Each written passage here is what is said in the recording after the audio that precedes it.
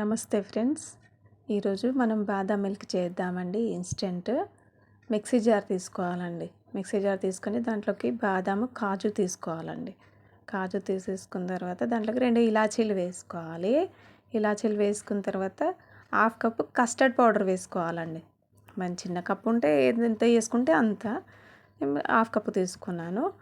అదే కప్ తోటి షుగర్ వేసుకోవాలండి. 1½ షుగర్ వేసుకున్న తర్వాత పటిక బెల్లం కూడా వేసుకోవచ్చు.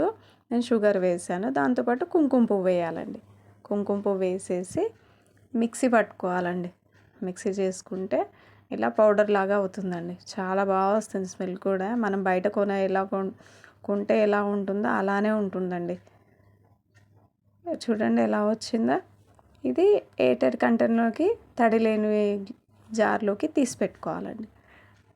చూడండి పాలు చేస్తున్నానండి. ఇప్పుడు నేను వేడి పాలు పెట్టుకోవాలండి. ఒక గ్లాస్ తీసుకున్నాను. స్టవ్ మీద పాలను పెట్టి కొన్ని పక్కన చల్లటి పాలల్లో 3 టేబుల్ స్పూన్ ఈ పౌడర్ బాదం అది వేసుకోవాలండి.